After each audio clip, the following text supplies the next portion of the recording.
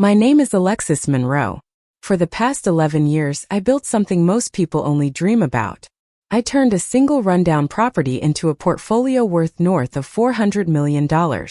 I've negotiated deals in boardrooms where one wrong word could cost you everything, shaken hands with people whose names you'd recognize from magazine covers, and walked away from offers that would have set me up for 3 lifetimes because the terms weren't right. I've stood on construction sites at dawn watching buildings rise from nothing, signed contracts that employed thousands, and learned that real power isn't loud. It's quiet. It's patient. And it's absolutely unforgiving when you finally decide to use it. But none of that, not the late nights, not the risk, not even the moment I closed my first 8-figure deal, none of it prepared me for what it would feel like to walk back into my mother's birthday celebration and be treated like I was nobody. Before we jump back in, tell us where you're tuning in from. And if this story touches you, make sure you're subscribed because tomorrow, I've saved something extra special for you. It was early November when I got the invitation. Actually, invitation is generous. It was a group text. Mom's 75th at the Riverside Estate Club. November 14th, 7 p.m. Formal attire. The message came from my sister Victoria, and my name was buried at the bottom of a list of 30 people. Right after cousin Ryan's +1. No personal note. No are you coming? Just the details, clinical and cold, like I was an afterthought they couldn't quite exclude without looking bad. I stared at that text for a long time, sitting in my office on the 47th floor of Summit Tower, looking out over a city that had given me everything my family never did. I could have ignored it. I should have ignored it. But something in me needed to see them again. Maybe I wanted to prove something. Maybe I just wanted to see if anything had changed. Spoiler alert, it hadn't. The Riverside Estate Club hadn't changed either. Same colonial facade, same brass fixtures polished to a mirror shine, same valet stand where kids from the local college earned gas money parking Mercedes and Teslas. I pulled up in a rental, a modest sedan, because my actual car, a custom Aston Martin, would have raised questions I wasn't ready to answer yet. The valet looked at my vehicle the way you'd look at a stain on expensive carpet. He took my keys without a word. I walked in alone wearing a simple black dress I'd picked up that afternoon, hair pulled back. No jewelry except for a watch my business partner James gave me when we closed our first major acquisition. It was understated, elegant, forgettable, exactly what I wanted. The moment I stepped into the reception hall, I felt it. That specific kind of silence that happens when people notice you but decide in real time that you don't matter. Heads turned. Eyes flicked over me. Then they turned away, conversations resuming as if I were a draft of cold air that briefly interrupted the warmth. My father stood near the bar, bourbon in hand, talking to Uncle George about something that made them both chuckle. He saw me. I know he did. Our eyes met for half a second before he looked down into his glass and took a long, slow sip. Uncle George didn't even glance my direction. I scanned the room for my mother and found her near the center, surrounded by well-wishers, wearing a cream-colored gown that probably cost more than most people's monthly rent. She looked happy, vibrant. When her eyes landed on me, something flickered across her face. Not quite recognition. More like the moment you remember something unpleasant you'd successfully forgotten. She turned back to her conversation without acknowledgement. I stood there for what felt like an hour but was probably 30 seconds, just inside the doorway, waiting for someone to approach. No one did. Finally, I walked toward the seating chart displayed on a gold easel near the entrance to the dining hall. I found my name in small print at the very bottom. Table 14. I scanned upward. Tables 1 through 6 were family. 7 through 10 were close friends and business associates of my parents. 11 through 13 were extended family and neighbors. Table 14 was listed as overflow seating. I was overflow. And my own mother's birthday. I made my way through the room past clusters of people I'd known my entire childhood.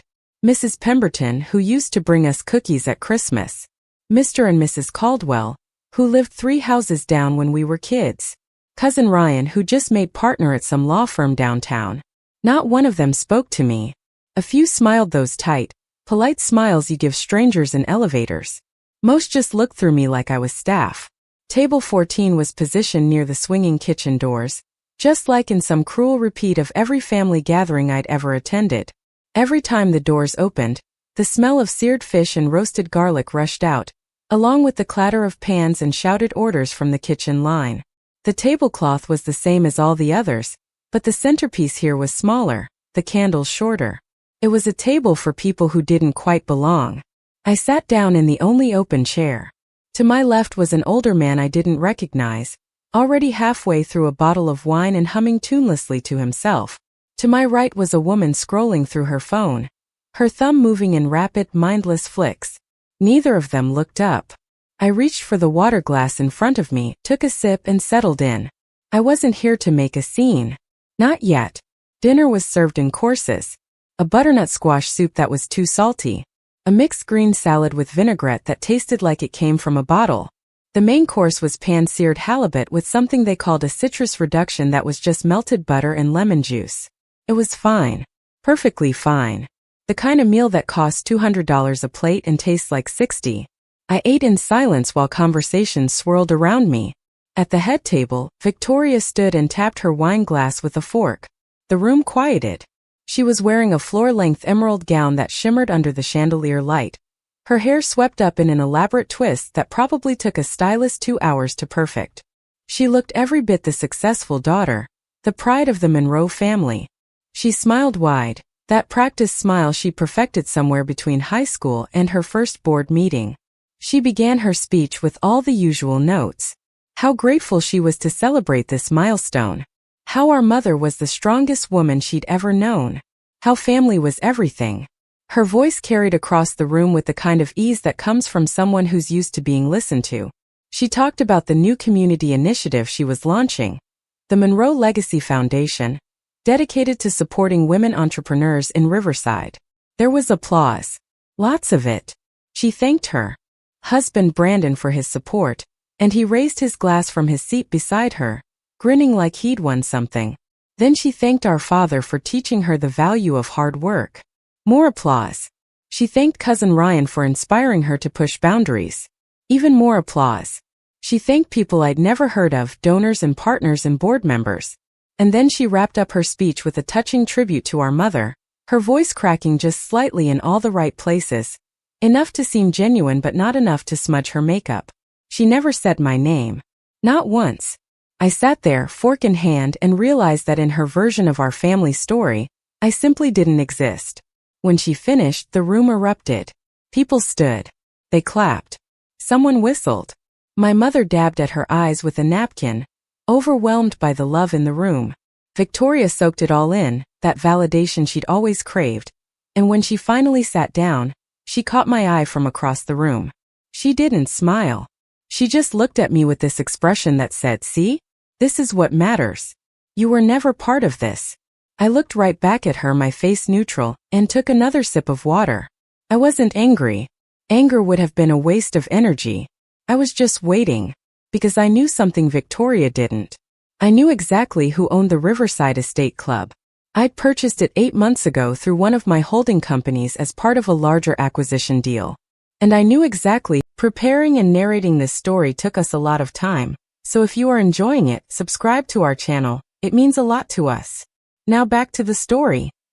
Who was paying for tonight's celebration? Every single course. Every glass of champagne. Every white rose in every centerpiece. Me. But I wasn't ready to say that yet. After the speeches, people mingled. The lights dimmed slightly and a jazz trio started playing soft background music near the bar. I stood and moved toward the periphery of the room.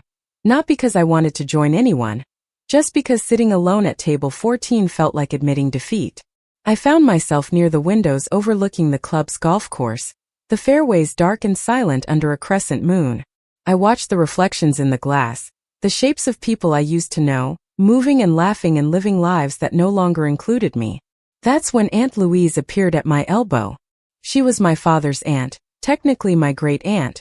A woman in her 80s with sharp eyes behind thick bifocals and a tendency to say exactly what was on her mind without considering whether anyone wanted to hear it. She looked me up and down, her lips pursed. "I haven't seen you in years," she said, not unkindly, just matter of fact. "What is it you do now, dear? Are you working?" I turned to face her and smiled politely. "I work in real estate," I said. Oh, she said, nodding slowly like she was trying to fit that information into a framework that made sense to her. So you sell houses? Something like that, I replied. She nodded again, satisfied. Well, that's nice.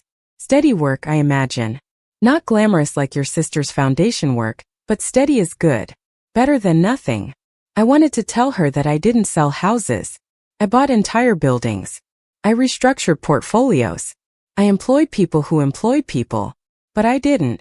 I just smiled and said it pays the bills. She patted my arm, a gesture that somehow felt condescending despite her intent, and wandered off toward the dessert table. I stayed by the windows a while longer watching the room. My father eventually approached the microphone for his own speech. He was more reserved than Victoria, his words measured and thoughtful. He talked about partnership, about the decades he and my mother had built together, about legacy and family values. He mentioned Victoria's foundation again, praised her vision. He gave a nod to Cousin Ryan's recent promotion. He even acknowledged Uncle George's upcoming retirement. And then he finished with a quote about gratitude that I'm sure he found on the internet that afternoon. The applause was warm but brief. People were ready for dessert. As he stepped away from the microphone, his eyes swept the room and landed on me. For just a moment we looked at each other. I thought maybe he'd come over. Maybe he'd ask how I was doing. Maybe he'd acknowledge that I existed. But he didn't. He turned toward the bar and ordered another bourbon. Dessert was a tiered vanilla cake with raspberry filling. The kind of cake that looks better than it tastes. I didn't touch mine. Instead, I excused myself from the table. Not that anyone noticed, and walked out into the hall. I needed air. I needed space. I found the women's lounge, a quiet room with plush chairs and soft lighting, and sat down on one of the benches near the window. I pulled out my phone and opened my messages. There was one from James Costa, my business partner, asking how the evening was going. I typed back a single word. Predictable. He responded immediately. Want me to send a car? I smiled despite myself. Not yet, I replied. Still gathering intel. His response was a thumbs up emoji followed by, you're tougher than all of them combined. Don't forget that. I put my phone away and sat there for a few minutes, listening to the muffled sounds of the party continuing without me. When I returned to the dining hall, the energy had shifted. People were looser now, the alcohol doing its job. Laughter came easier.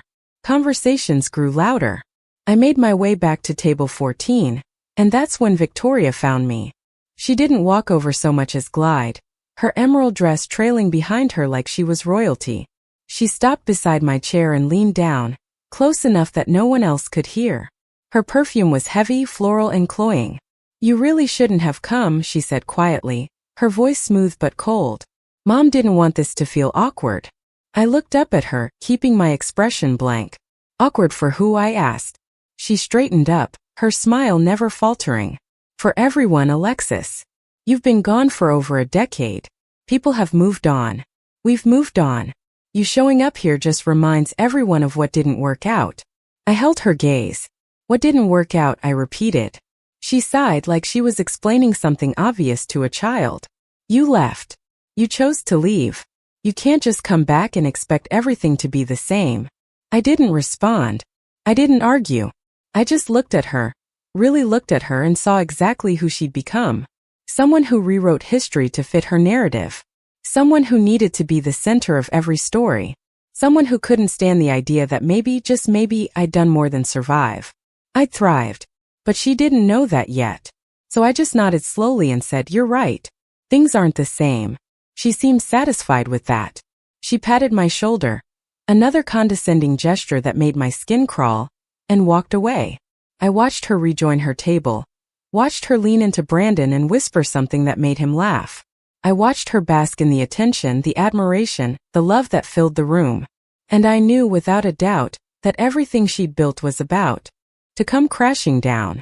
Not because I wanted revenge, but because the truth has a way of surfacing, whether you're ready for it or not. The party went on for another hour. More drinks, more laughter, more speeches from people who wanted their moment in the spotlight.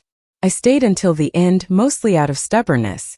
When it was finally over, when the last guest had said their goodbyes and the staff started clearing tables, I walked out into the cool November night. The valet brought my rental car around, and I tipped him $20, which seemed to surprise him. I drove away from the Riverside Estate Club, away from my family, and back to the Sunset Motel on the edge of town. It wasn't much. Clean sheets, a working shower, and a door that locked. That was all I needed. I sat on the edge of the bed and pulled off my heels, my feet aching from standing all night. I thought about calling James, but it was late and I didn't have the energy to recap the evening in detail. Instead, I opened my laptop and pulled up the files I'd been reviewing for the past 3 weeks. Documents that told a very different story than the one Victoria had been selling. I woke up the next morning to silence. Not the peaceful kind. The empty kind. The kind that settles into cheap motel rooms with thin walls and reminds you exactly how alone you are.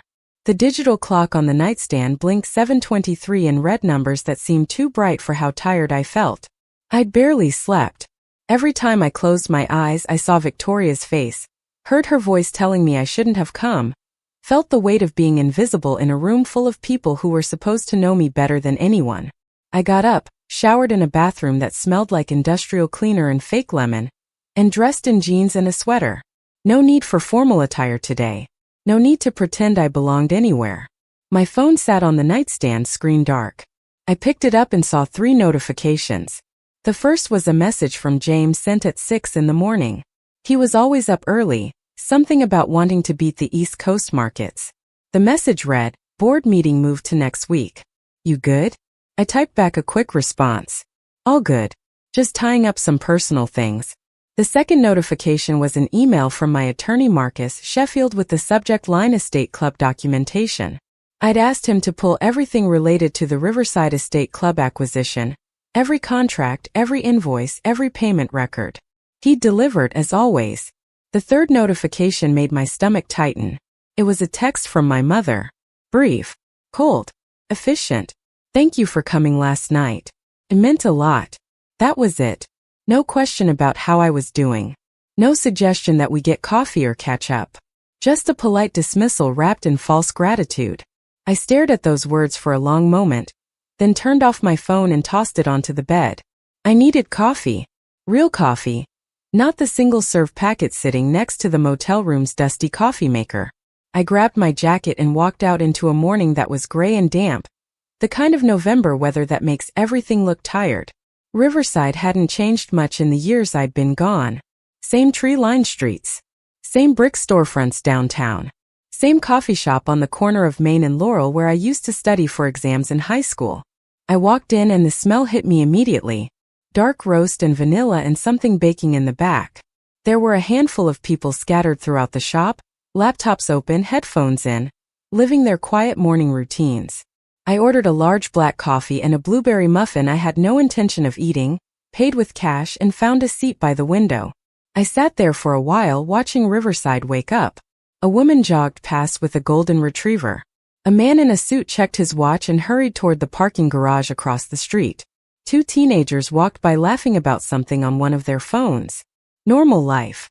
The kind of life I'd left behind when I decided that staying here meant suffocating. I'd been 22 when I left. Fresh out of college with a degree in economics and a head full of ideas no one in my family took seriously. My father had wanted me to join his consulting firm, work my way up under his supervision, learn the family business. My mother had suggested I take some time off, maybe travel a little, figure out what I really wanted before committing to anything serious. Victoria had just gotten engaged and was busy planning a wedding that would be featured in the local society pages. No one asked what I wanted. So I stopped waiting for permission and left.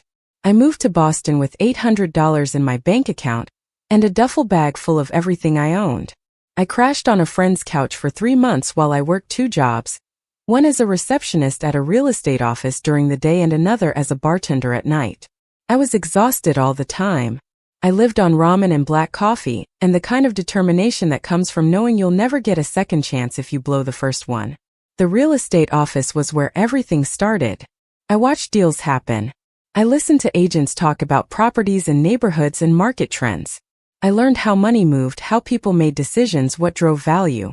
And I realized something that changed everything. Real estate wasn't about buildings. It was about leverage. It was about seeing opportunities other people missed and having the guts to act on them. My first deal happened almost by accident. One of the agents at the office mentioned a small apartment building in a neighborhood that was just starting to turn around. The owner was elderly, couldn't keep up with maintenance and wanted out.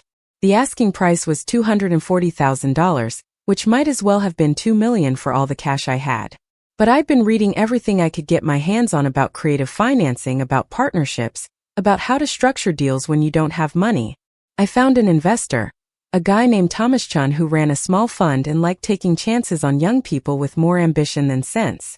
I pitched him my analysis, showed him the numbers, explained why this property was undervalued and how we could turn it around. He gave me 70% of what I needed. I scraped together the rest from a small business loan and my own savings. We closed the deal 4 weeks later. I spent the next 6 months learning how to be a landlord. I fixed leaky faucets at 2 in the morning. I dealt with tenant complaints about noise and parking and a dozen other things I'd never thought about. I painted walls and replaced light fixtures and learned the difference between a P-trap and a shut-off valve. It was brutal. It was unglamorous. And it was the best education I ever got. Within a year, I'd increased the property's value by 30% through renovations and better management. I refinanced, pulled out my equity, and used it to buy another building. Then another. Then another. Thomas became a full partner. We formalized our partnership into a company we called Summit Acquisitions. And we didn't stop. By the time I was 30, we had a portfolio worth $40 million. By 32, we'd crossed $100 million. By 35, we'd broken into the big leagues, acquiring commercial properties and mixed-use developments in secondary markets across the Northeast. We were careful. We were strategic. We didn't chase headlines or try to be the flashiest players in the room. We just bought good properties, improved them, and held them for the long term. It worked. It worked better than I'd ever imagined. And through all of it, through every closing and every renovation and every late night reviewing contracts, I never called home. Not once. First it was because I was too busy. Then it was because I was too proud. I wanted to come back only when I had something to show for myself, something undeniable. But years passed and the distance grew and eventually it became easier to just stay away. My family never reached out either. No calls on my birthday. No emails asking how I was doing. Nothing. It was like I'd been erased from the family story, edited out to make room for Victoria's shinier, more palatable narrative. And honestly, I'd made peace with that. Or at least I thought I had. Until last night, when I sat at table 14 and realized that making peace with abandonment doesn't mean it stops hurting. I finished my coffee and left the shop. I had no plan for the day. No meetings, no obligations. I was just wandering, letting my feet carry me through streets I used to know by heart. I ended up downtown, near the old courthouse with its white columns and brick facade. Across from it was my father's office building, Monroe and Associates, etched in gold letters above the entrance. I stood on the sidewalk and looked up at the third-floor windows where his office used to be. Maybe still was. I wondered if he ever thought about me when he looked out those windows. Probably not. I kept walking, past the library where I used to hide during summer breaks, past the park where Victoria and I played as kids before everything got complicated. I ended up on Harborview Drive, a street that ran along the waterfront with expensive homes on one side and the gray expanse of the Sound on the other. I stopped in front of a house I recognized immediately. White colonial, blue shutters, a wraparound porch with wicker furniture. This was where we'd grown up. The Monroe family home. I hadn't seen it in over a decade, but it looked exactly the same. The garden was still meticulously maintained. The shutters were freshly painted. Even the mailbox at the end of the driveway looked like it had been replaced recently. I stood there staring at it, feeling nothing and everything at the same time. A car pulled into the driveway. I recognized it immediately. My father's silver Audi. He got out, noticed me standing on the sidewalk and froze. For a moment, neither of us moved. Then he closed the car door and walked toward me slowly, hands in his pockets, his expression unreadable. "Alexis," he said. "Just my name. Nothing else." "Hi, Dad," I replied. We stood there in awkward silence. He looked older than I remembered. More gray in his hair. Lines around his eyes that hadn't been there before. He glanced back at the house, then at me. You walking by or did you come here on purpose, he asked. I don't know, I said honestly. Just ended up here. He nodded like that made sense. Your mother's inside. Resting. Last night took a lot out of her. I bet, I said. Another silence. He shifted his weight, clearly uncomfortable. Look, he started then stopped. He rubbed the back of his neck. About last night. I know it wasn't easy. I didn't respond. I just waited. We didn't know if you'd come, he continued. Victoria said she invited you but didn't think you'd show. I showed, I said. He nodded again. I appreciate that. Your mother does too, even if she didn't say it. I looked at him directly. She didn't say anything, Dad. None of you did. He flinched slightly. I know. I know it's been complicated. Complicated, I repeated. That's one word for it. He sighed. You left, Alexis. You made that choice. We respected it. Respected it, I said, my voice sharper now. You erased me. I didn't exist in Victoria's speech. I didn't exist in Mom's thank yous. I sat at the overflow table near the kitchen like I was somebody's unwanted +1. He looked down at his shoes. That wasn't intentional. Yes, it was, I said quietly. It was absolutely intentional. And you let it happen. He met my eyes finally, and I saw something there I hadn't expected. Guilt. Maybe even shame. What do you want me to say, he asked. That we should have done better? Fine. We should have. But you walked away from this family without looking back.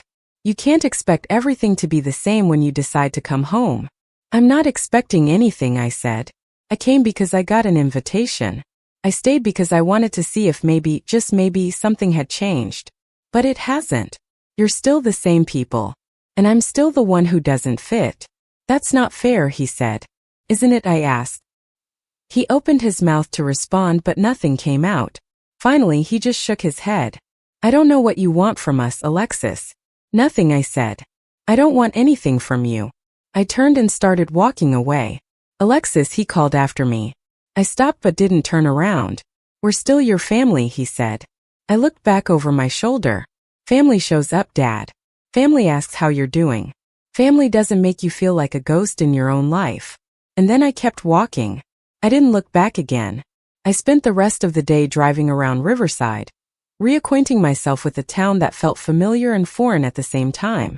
I stopped by the old high school, now renovated with a new athletics complex. I drove past the movie theater where I'd had my first kiss with a boy whose name I couldn't remember anymore. I ended up at the Riverside Estate Club again, parking in the lot and just sitting there with the engine off. The club looked different in daylight. Less grand. Just a building. A very expensive building, but still just a building. I pulled out my phone and opened the file Marcus had sent me. Pages and pages of documents related to the acquisition. Summit Acquisitions had purchased the Riverside Estate Club 8 months ago, as part of a larger deal that included 3 other properties in the region. The club itself had been struggling financially for years, hemorrhaging money through poor management and declining membership. The previous owners had been desperate to sell. We'd bought it for a fraction of what it was worth, with plans to renovate and reposition it as a luxury event venue. What made me smile, sitting there in my rental car looking at spreadsheets on my phone, was a specific line item buried in the documents. A contract signed 6 weeks ago between the Riverside Estate Club and Victoria Monroe for the rental of the Grandview Ballroom and associated services for a private event on November 14th. My mother's birthday party. The total cost was $42,000, covering the venue, catering, staff, flowers, and bar service. Victoria had signed the contract on behalf of the Monroe Legacy Foundation, using foundation funds to pay for what was essentially a family party. That was interesting. What was more interesting was the payment schedule. A deposit of $10,000 paid up front. The remaining $32,000 due upon completion of the event. Except the final payment hadn't been made. It was now overdue by 18 hours. I leaned back in the driver's seat and thought about that. Victoria had thrown an extravagant party at a venue she couldn't afford, using money from a nonprofit that was supposed to be helping women entrepreneurs. She'd done it to boost her own image, to cement her place as the golden child of the Monroe family, to show everyone in Riverside that she was successful and generous and worthy of admiration. And she'd done it all at a club I owned without having any idea who she was really dealing with. I could have laughed. Probably should have. But mostly I just felt tired. Tired of the games. Tired of the pretending. Tired of watching people like Victoria build their empires on foundations of bullshit while people like me did the actual work in silence. I put my phone away, started the car, and drove back to the motel. I had decisions to make. Big ones. And I needed to think clearly. That night, I ordered takeout from a Chinese place I remembered from high school. The food arrived in greasy white containers that smelled like nostalgia and MSG. I ate sitting cross-legged on the motel bed, watching some crime drama on the television with the sound turned low. My phone buzzed. It was James. Call me when you can. Something you should see. I dialed him immediately. He picked up on the first ring. Please tell me you're sitting down, he said. I'm sitting, I replied. What's going on? I've been doing some research on your sister's foundation, he said. The Monroe Legacy Foundation. And there are some irregularities. What kind of irregularities, I asked. The financial kind, he said. I can send you the full breakdown.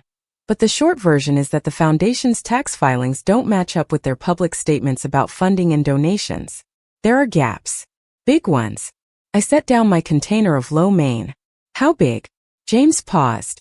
We're talking about hundreds of thousands of dollars that are unaccounted for. Money that came in but doesn't show up in any program expenditures. It's not proof of anything illegal yet, but it's enough to raise serious questions. Send me everything, I said. Already in your inbox, he replied. I opened my laptop and pulled up the email. Attached were spreadsheets, tax forms, donation records, and a summary James had written outlining the discrepancies. I scanned through it quickly, my pulse quickening. The Monroe Legacy Foundation had been founded 3 years ago with significant fanfare. Victoria had positioned it as a passion project, something to give back to the community.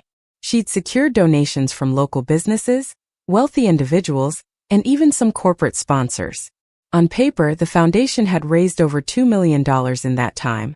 But according to the tax filings, only about $800,000 had actually been spent on programs and grants. The rest had gone to administrative costs, salaries, and something vaguely labeled as operational infrastructure. I kept reading. Victoria paid herself a salary of $120,000 a year as the foundation's executive director. Her husband Brandon was listed as the director of operations with a salary of $90,000. Together, they were pulling over $200,000 annually from a nonprofit that was supposed to be helping other people. That alone wasn't illegal, but it was questionable.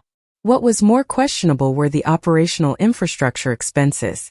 Over $600,000 had been funneled into something called Elevation Consulting Group. I didn't recognize the name, so I searched for it. The results were sparse. Elevation Consulting Group was a limited liability company registered in Delaware with no website, no public information, and no clear business purpose. It was a shell. And I was willing to bet everything I owned that if I dug deep enough, I'd find that Victoria or Brandon had a connection to it. I called James back. This Elevation Consulting Group, I said. Can you find out who owns it? Already on it, he said. I've got a guy who specializes in corporate filings. Give me 24 hours. I hung up and sat there staring at the screen. Victoria had built her reputation on the Monroe Legacy Foundation. She'd used it to position herself as a community leader, a philanthropist, someone who cared. She'd given speeches about empowering women and creating opportunities. And all the while, she'd been siphoning money into her own pockets through a fake consulting company. It was brazen. It was stupid. And it was exactly the kind of thing that would destroy her if it ever became public. I thought about last night. About her standing at the microphone talking about family legacy and civic duty. About the applause she received. About my mother's proud tears. All of it built on a lie. I closed my laptop and lay back on the bed, staring at the water-stained ceiling. I wasn't sure what I was going to do with this information yet, but I knew one thing. Victoria's carefully constructed world was about to fall apart. And this time, I wasn't going to be the one standing in the shadows watching it happen. The next morning, I woke up with a sense of clarity I hadn't felt in days. I knew what needed to happen next. I got dressed, checked out of the motel, and drove to Summit Tower. It was a 2-hour drive to the city, and I spent most of it on the phone with Marcus Sheffield going over legal strategies and discussing timelines. By the time I pulled into the underground parking garage, I had a plan. James was waiting in my office when I arrived. He had 2 cups of coffee and a folder thick with documents. "You look different," he said, handing me one of the cups. "I feel different," I replied. He grinned. "Good different or burn it all down different?" "Maybe both," I said. He laughed and opened the folder. Elevation Consulting Group is owned by a man named Derek Finch. Ever heard of him? I shook my head. Should I have? He's Brandon's college roommate, James said. They started the company together 4 years ago, right around the time Victoria founded the Monroe Legacy Foundation. It's a pass-through. The foundation pays Elevation for consulting services that don't actually exist, and Elevation turns around and distributes the money to Brandon and Finch. It's fraud. Plain and simple. I took a long sip of coffee and looked out the window at the city sprawling below. How hard would it be to prove, I asked. Not hard at all, Marcus said, entering the office behind us. He set his briefcase down and pulled out another stack of documents. I've already drafted a referral to the State Attorney General's office. With the evidence we have, they'll open an investigation within a week. And once that happens, everything becomes public record. I thought about that. About what it would mean for Victoria, for my parents, for the Monroe name that my father had spent his entire life building. Part of me felt a pang of guilt. But then I remembered sitting at table 14. I remembered being told I shouldn't have come. I remembered a decade of silence and erasure. And the guilt faded. Do it, I said. File the referral. Marcus nodded. Consider it done. Now, he said, let's talk about the other matter. The Riverside Estate Club. The conference room at Summit Tower had floor-to-ceiling windows that looked out over the harbor. On a clear day, you could see all the way to the islands dotting the horizon. Today wasn't clear. A low fog hung over the water, turning everything gray and indistinct. Marcus Sheffield sat across from me at the long table, his briefcase open, papers spread out in neat stacks. James stood by the window with his second coffee of the morning, watching the fog roll in. We were about to discuss something that would change everything, and all 3 of us knew it. Marcus pulled out a document and slid it across the table to me. This is the invoice for your mother's birthday party, he said. $42,000. $10,000 paid up front as a deposit. The remaining $32,000 now 12 days overdue. According to the contract Victoria signed, the Riverside Estate Club has the right to pursue collection after 7 days of non-payment. We're well past that threshold. I picked up the invoice and studied it. The charges were itemized down to the penny. Venue rental $12,000. Catering for 80 guests $18,000. Bar service for $1,000. Floral arrangements $3,000. Staff and service fees $5,000. It was extravagant, even by Riverside standards. The kind of party you throw when you want people to be impressed. What are our options, I asked. Marcus leaned back in his chair. Legally, we can file a claim against the Monroe Legacy Foundation for the outstanding balance. Given the amount, we could also place a lien on any foundation assets until the debt is satisfied. If we want to be more aggressive, we could go public with the non-payment, which would raise questions about the foundation's financial management. Or, he said, pausing for effect, we could use this as leverage. Leverage for what? James asked from the window. For the truth, Marcus said simply. Victoria Monroe threw a $42,000 party, using funds from a nonprofit organization. That alone is questionable. But if we tie it to the larger pattern of financial mismanagement and the shell company payments, it becomes part of a bigger story. A story about someone who built their reputation on helping others while actually helping themselves. I set the invoice down and looked at both of them. I don't want to destroy my family, I said quietly. I just want them to see me. James turned from the window. With all due respect, Alexis, they've had 11 years to see you. They chose not to. This isn't about destruction. This is about accountability. Marcus nodded in agreement. You're not doing anything wrong here. You're a business owner pursuing a legitimate debt. If that debt happens to expose other problems, that's not your fault. It's theirs. I knew they were right. I knew that what Victoria had done was wrong, possibly illegal, and definitely unethical. But knowing something intellectually and being ready to act on it emotionally are 2 very different things. I thought about my mother. About how proud she'd looked at the party. About how she'd probably defend Victoria no matter what evidence was presented. I thought about my father and his tired eyes and his guilt that came too late to matter. Do we have to go public immediately? I asked. Marcus shook his head. We can start with a private demand letter. Notify Victoria that payment is overdue, and give her a deadline to settle the debt. If she pays, the matter is resolved quietly. If she doesn't, then we escalate. How long would that take? I asked. He could have the letter drafted and sent within 48 hours, Marcus said. After that, we'd give her 10 business days to respond. So 2 weeks total before anything becomes public. That felt manageable. That felt like I was giving her a chance, even if she didn't deserve one. Send the letter, I said. Make it professional. Make it clear. And make sure it goes directly to her, not to any foundation address where someone else might intercept it. Consider it done, Marcus said, gathering his papers. I'll have a draft to you by end of day. After Marcus left, James and I sat in silence for a while. The fog outside had thickened, pressing against the windows like it wanted to come inside. You okay? He asked eventually. I don't know, I said honestly. This feels bigger than I thought it would be. It is bigger, he said. But you didn't make it big. They did. You're just the one who's finally willing to call it what it is. I appreciated that. I appreciated James for being the kind of partner who didn't sugarcoat things but also didn't judge me for having complicated feelings about family. We'd built Summit Acquisitions together from nothing, and in a lot of ways he knew me better than anyone in my actual family ever had. What happens after the letter? He asked. I don't know, I admitted. I guess we see if Victoria is willing to face reality, or if she's going to keep pretending everything is fine. My money's on pretending, James said with a slight smile. She seems like the type. I laughed despite myself. Yeah, she really does. I spent the rest of that day trying to focus on work. There were contracts to review, properties to evaluate, calls to return. Summit Acquisitions didn't stop just because my personal life was imploding. But I found myself distracted, staring at spreadsheets without really seeing them, sitting in on conference calls without really listening.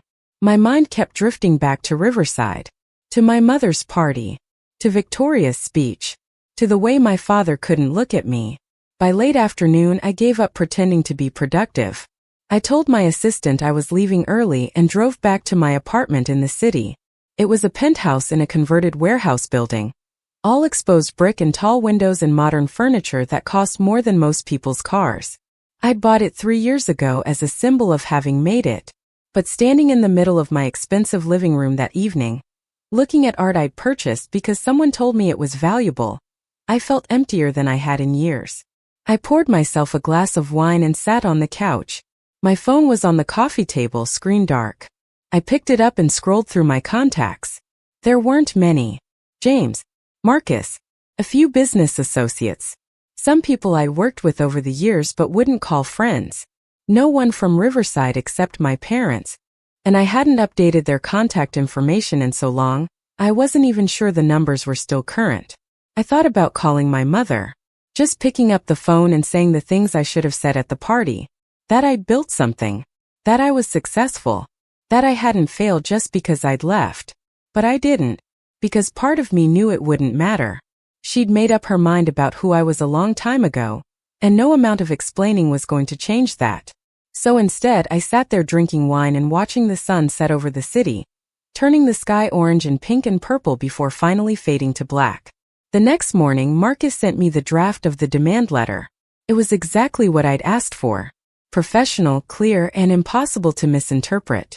It outlined the outstanding debt, referenced the signed contract, and gave Victoria 14 days to remit payment in full. It didn't mention the foundation's other financial irregularities.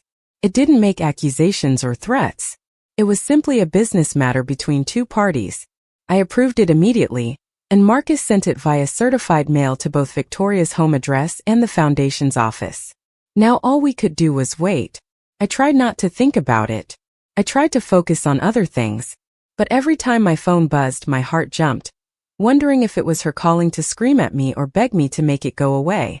It never was. Days passed. 3, then 4, then 5. No response from Victoria. No acknowledgement that she'd even received the letter. I started to wonder if maybe she was just going to ignore it, hoping it would go away on its own. That would be very on brand for her. On the 6th day, my father called. I was in a meeting when my phone lit up with his name. I excused myself and stepped into the hallway. Dad, I said. Alexis, he replied, and I could hear the tension in his voice immediately. We need to talk. Okay, I said. Talk. Not on the phone, he said. In person. Can you come to Riverside? When I asked. Tomorrow. I hesitated. Every instinct told me this was a trap. That he was calling on Victoria's behalf to try to fix things quietly before they got messy. But I also knew that if I didn't go, I'd always wonder what he wanted to say. Fine, I said. Where and when? My office, he said. 10 in the morning. I'll be there, I said, and hung up before he could say anything else. I stood in the hallway for a long moment, heart pounding, trying to figure out what I just agreed to. Then I went back into the meeting and pretended like everything was normal. The next morning, I made the drive back to Riverside. It was raining, a cold November rain that made the road slick and turned the world gray. I arrived at Monroe and Associates a few minutes before 10 and sat in my car for a moment, gathering my thoughts. The building looked the same as it always had. Brick facade, tall windows, a brass plaque by the door with my father's name on it. I'd been here countless times as a kid, running through the halls while he worked late, sitting in the reception area doing homework while I waited for him to finish meetings. It had felt impressive back then. Now it just felt small. I got out of the car and walked inside. The receptionist, a young woman I didn't recognize, looked up and smiled. Can I help you? She asked. I'm here to see David Monroe, I said. I have a 10 o'clock. Your name? She asked. Alexis Monroe, I said, and watched her expression shift slightly. Oh, she said. Of course. Let me let him know you're here. She picked up the phone and spoke quietly, then hung up and gestured toward the hallway. Second door on the left. He's expecting you. I walked down the familiar hallway, past framed diplomas and photos of Riverside landmarks, and stopped in front of my father's office. The door was half open. I knocked lightly. Come in, he called. I pushed the door open and stepped inside. My father sat behind his desk, papers spread out in front of him.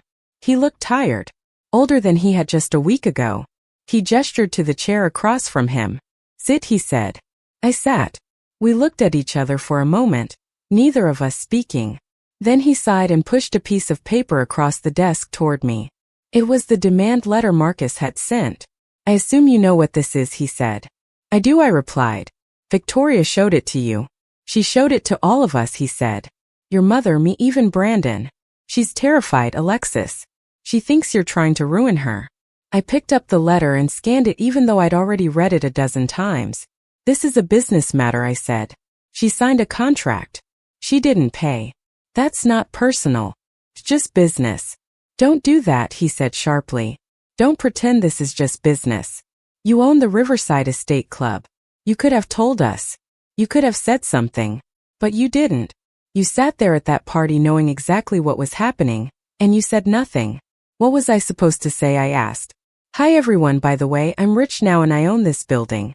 Would that have made you treat me any differently? He didn't answer. That's what I thought, I said. You didn't care who I was or what I'd done. You just cared that I wasn't Victoria. He flinched. That's not fair. Isn't it? I asked. You erased me, Dad. All of you did. And now that I'm standing up for myself, suddenly I'm the villain. I'm not saying you're the villain, he said quietly. I'm saying this is complicated. It's not complicated, I said. Victoria threw a $42,000 party she couldn't afford. She used nonprofit funds to do it. And now she owes money she doesn't have. That's not my fault. She made those choices.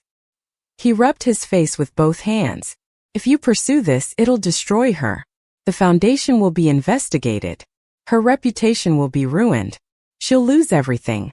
Then maybe she shouldn't have stolen from a charity, I said. The words came out harsher than I intended, but I didn't take them back. My father looked at me like I'd slapped him. You don't understand, he said. Understand what? I asked. That Victoria has always struggled. That she's always felt like she had to prove herself. That she made mistakes because she was trying to live up to expectations. I stood up. I struggled too, Dad. I proved myself too. I made something out of nothing without anyone's help. But you never noticed because it was easier to pretend I didn't exist. I'm done being invisible. And if that means holding Victoria accountable for her actions, then that's what I'll do. I turned to leave. Alexis, wait, he called. I stopped at the door but didn't turn around. Your mother wants to see you, he said. She's at the house. She asked me to bring you by after this. I looked back at him. Why, I asked. Because she knows we failed you, he said quietly. And she wants a chance to say that before this all falls apart. I studied his face, looking for signs of manipulation or strategy. But all I saw was exhaustion and something that looked like genuine regret. Fine, I said. I'll go see her. But I'm not making any promises. I didn't expect you to, he said. We drove separately to the house on Harborview Drive. The rain had slowed to a drizzle, and the sky was the color of old concrete. I parked on the street and followed my father up the walkway to the front door. He unlocked it and we stepped inside. The house smelled like coffee and something baking. My mother appeared from the kitchen, wiping her hands on a towel. She looked smaller than I remembered. Frilier. Or maybe I'd just gotten stronger. Alexis, she said. Her voice was soft, uncertain. Mom, I replied. She gestured toward the living room. Let's sit, she said. We sat. My father excused himself, saying he had calls to make, which we all knew was a lie. He just wanted to give us space. My mother folded her hands in her lap and looked at me. I don't know where to start, she said. The beginning works, I said. She smiled sadly. The beginning was a long time ago. I know, I said. We sat in silence for a moment. Then she took a deep breath. When you left, she said, I was angry. Not at you exactly, but at the situation. I thought you were throwing away opportunities. I thought you were being reckless. And I suppose I thought if I didn't acknowledge what you were doing, it wouldn't be real. That you'd come back eventually and everything would go back to normal. But you didn't come back, I said. No, she agreed. You didn't. And after a while, it became easier to just not talk about you. Victoria was here. She was present. She was doing things I understood. So I focused on her. And I let you disappear. Do you know what I've been doing for the past 11 years, I asked. She shook her head. Not really. Victoria said you were in real estate, but that was all I knew. I built a company, I said. From nothing. I own properties worth hundreds of millions of dollars. I employ hundreds of people. I've done deals that most people can't even comprehend. And I did it all without asking for anyone's help.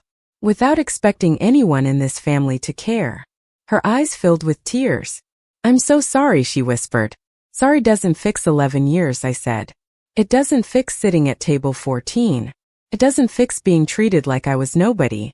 I know, she said. I know it doesn't. But I'm saying it anyway because you deserve to hear it. I should have been proud of you. I should have told you that. I should have asked you to tell me about your life instead of assuming you didn't want me in it. You could have called, I said. So could you, she replied gently. She was right. I could have called. I could have reached out. I could have told them what I was building instead of waiting for them to ask. But I didn't because pride is a hell of a thing and I was drowning in it. We sat there for a long time, not speaking, just existing in the same space for the first time in over a decade. Finally, my mother spoke again. What happens now, she asked. I don't know, I said honestly. Victoria owes money she can't pay. And there are other problems with her foundation. Big problems. My mother closed her eyes. I know, she said quietly. You know, I asked, surprised. I suspected, she said. The numbers never quite added up. But I didn't want to believe it. I wanted to believe she was doing good work. That our family was doing something meaningful. Even if it was built on lies, I asked. She opened her eyes and looked at me. Even if, she admitted. That's the thing about family. You want to believe the best even when the evidence says otherwise. I stood up. I need to go, I said. She stood too. Will I see you again, she asked. I don't know, I said. That depends on what happens next. She nodded. For what it's worth, she said, I really am proud of you. Even if I never told you before. I should have. I wanted to believe her. Part of me did. But words are cheap. And I'd learned a long time ago that actions are the only currency that matters. I'll think about that, I said, and walked out of the house. My father was standing on the porch pretending to check his phone. I walked past him without speaking, got in my car and drove away. I didn't look back at the house. I didn't need to. Some doors close quietly, and you don't realize they're shut until you try to open them again. I drove back to the city with rain streaking the windows and my mind racing. The 14-day deadline for Victoria's payment was almost up. In less than a week, this would either be resolved quietly, or it would explode into something none of us could control. And honestly, I wasn't sure which outcome I wanted anymore. The 14-day deadline came and went without a word from Victoria. No payment. No phone call. No acknowledgement that the letter even existed. I sat in my office on day 15 watching the clock tick past 5 p.m., the official end of business hours, and felt something shift inside me. This was it. The point of no return. I picked up my phone and called Marcus Sheffield. Time to escalate, I said when he answered. He didn't ask if I was sure. He just said he'd have the paperwork filed by morning and hung up. Simple as that. 11 years of absence, a lifetime of being overlooked, and decades of family dysfunction, all coming down to a single decision made in less than 10 seconds. I should have felt something. Guilt maybe, or anger, or even satisfaction. But I just felt numb. James knocked on my office door an hour later. He had Thai food in paper bags and 2 bottles of beer.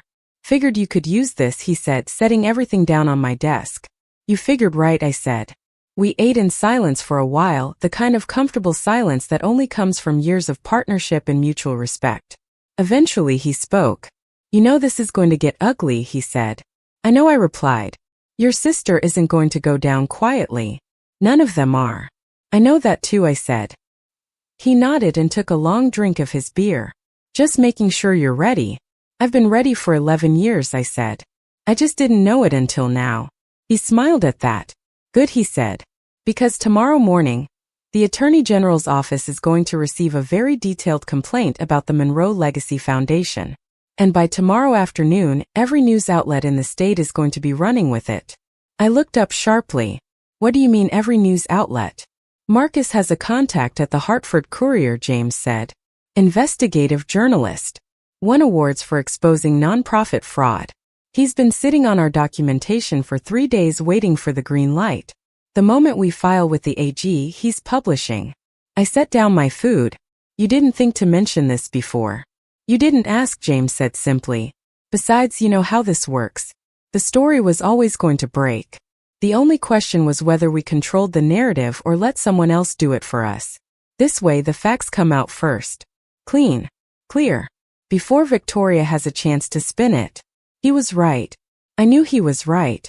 But knowing something and being ready for the fallout are 2 different things. What's the angle, I asked. Local philanthropist accused of embezzling from her own charity, James said. The journalist has everything. The shell company. The inflated salaries. The unpaid debts. And the kicker, the fact that her sister, a successful real estate developer who owns half the properties in 3 states, has been completely shut out of the family while Victoria played the hero with other people's money. You made me part of the story, I said. You are part of the story, James replied. You're the contrast. The person who actually built something versus the person who pretended to. It's compelling. It's human. And it's going to make people understand why this matters. I leaned back in my chair and closed my eyes. When does it publish? Tomorrow at 6 a.m., he said. Before the markets open. Before anyone has a chance to get ahead of it. I opened my eyes and looked at him. No going back after this. No going back after you sent that demand letter, he said. This is just the next step. I nodded slowly. All right, I said.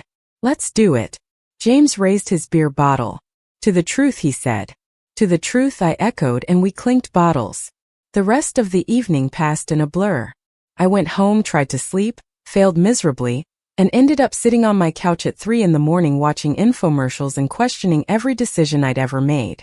By 5 a.m., I gave up on sleep entirely and made coffee strong enough to strip paint. At 6:02 my phone started ringing. It was my father. I let it go to voicemail. At 6:07 it was my mother. Voicemail again. At 6:15 it was a number I didn't recognize. I answered that one out of curiosity. Miss Monroe, a woman's voice said. This is Rebecca Cho from Channel 8 News. I'm hoping to get a comment on the story that just broke about your sister's foundation. No comment, I said and hung up. By 7 a.m., I had 23 missed calls and 46 text messages. Most were from reporters. A few were from people I hadn't spoken to in years, suddenly interested in reconnecting. One was from Victoria. It was 3 words long. How could you? I stared at those words for a long time. How could I? How could I what? Hold her accountable. Tell the truth. Refuse to enable her anymore. I typed back a response and then deleted it. Then typed another and deleted that too. Finally, I just turned off my phone. The story was everywhere. Hartford Courier ran it as the front page headline. Monroe Legacy Foundation under investigation for financial misconduct. By noon, it had been picked up by the Associated Press. By 2 p.m. it was trending on social media. People I'd never met were posting about it, sharing opinions, digging up old photos of Victoria at charity events, comparing her to other fallen philanthropists. It was a feeding frenzy and I'd lit the match. Marcus called from his office line, one of the few numbers I hadn't blocked. The Attorney General's office has officially opened an investigation, he said. They're requesting all financial records from the foundation going back 3 years. Victoria's lawyer has already reached out trying to negotiate. What did you tell them? I asked. That we're happy to cooperate fully with the investigation, Marcus said. And that the outstanding debt to the Riverside Estate Club still needs to be paid regardless of what else happens. How did they respond to that? They hung up, he said. I could hear the smile in his voice. Over the next few days the story grew. It turned out we weren't the only ones Victoria had stiffed. 3 other vendors came forward saying the foundation owed them money. A former employee gave an interview claiming she'd been fired for questioning expense reports. Someone leaked internal emails showing Victoria had used foundation credit cards for personal expenses, including a vacation to Turks and Caicos that was categorized as a planning retreat. The Monroe Legacy Foundation collapsed in less than a week. The board of directors resigned en masse. Corporate sponsors pulled their support. The foundation's bank accounts were frozen pending the investigation. And Victoria, the golden child of Riverside, became persona non grata overnight. I didn't watch the news coverage. I didn't read the articles. I already knew what they said. Instead, I focused on work. We had a major acquisition closing in Boston that required my full attention. I flew up for meetings, signed documents, shook hands with people who either didn't know about my family drama or were professional enough not to mention it. It was almost a relief to be somewhere the name Monroe didn't carry weight. But I couldn't hide forever. On the 8th day after the story broke, my mother showed up at my office. My assistant tried to stop her, but Patricia Monroe had never been good at taking no for an answer. She walked into my office unannounced, closed the door behind her, and stood there looking at me with red-rimmed eyes and the kind of exhaustion that comes from crying yourself to sleep every night. We need to talk, she said. There's nothing to talk about, I replied, not looking up from my computer. There's everything to talk about, she said. Your sister's life is ruined. Our family name is destroyed. And you did this. I finally looked at her. I didn't do this, Mom. Victoria did this. She stole money. She lied to people. She built her entire reputation on fraud. All I did was refuse to cover for her. You could have come to us privately, she said. You could have given us a chance to fix it before going public. I stood up from my desk. I sent a private demand letter. I gave her 14 days to respond. She ignored it. So I did what any business owner would do. I pursued the debt. The investigation is the Attorney General's doing, not mine. But you knew it would lead to this, she said. You knew that letter would open a door you couldn't close. Yes, I said. I knew. And I sent it anyway because Victoria needed to face consequences for once in her life. My mother's face crumpled. She's your sister, she said quietly.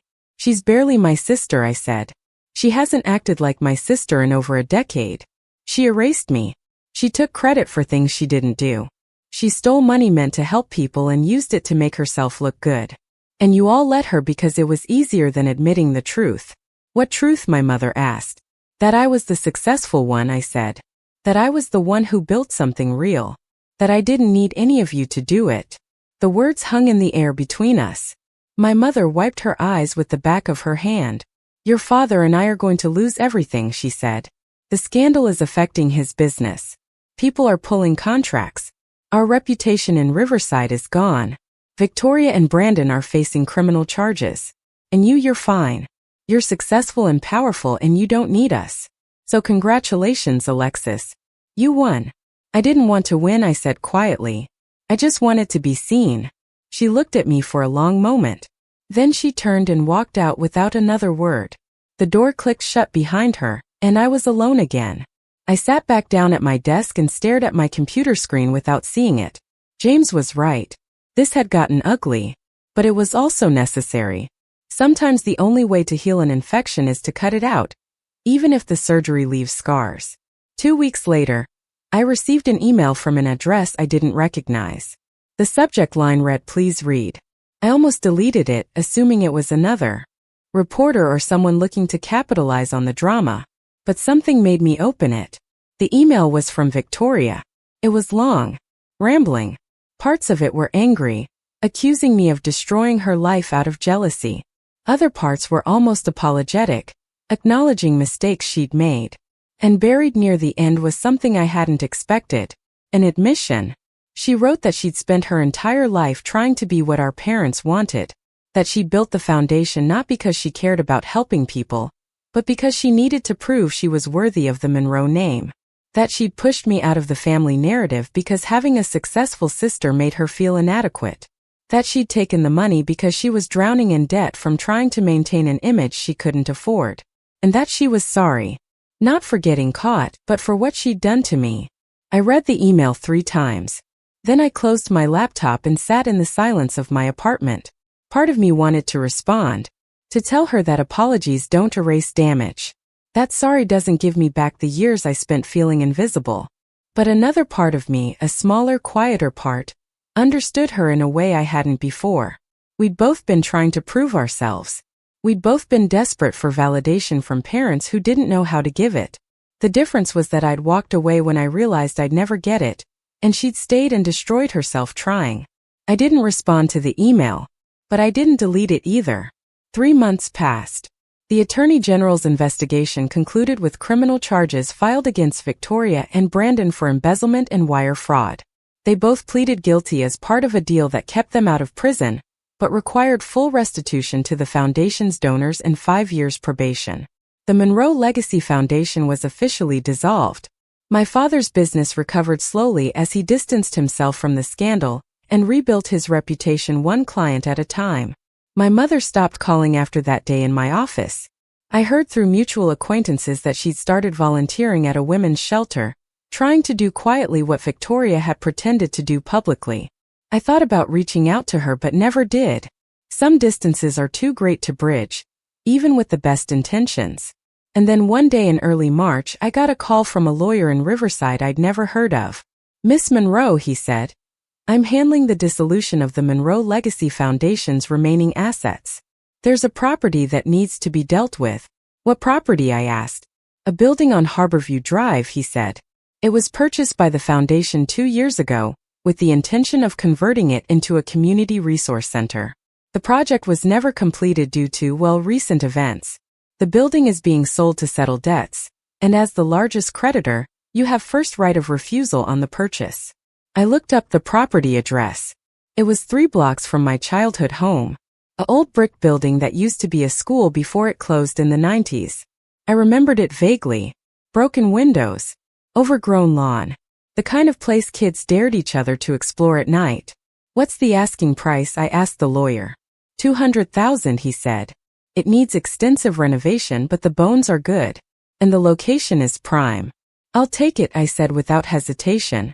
The lawyer seemed surprised. "You don't want to inspect it first?" "I know what I'm buying," I said. "Draw up the papers."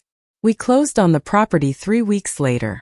I hired a local contractor, someone who'd worked on several of my other projects, and gave him a simple directive.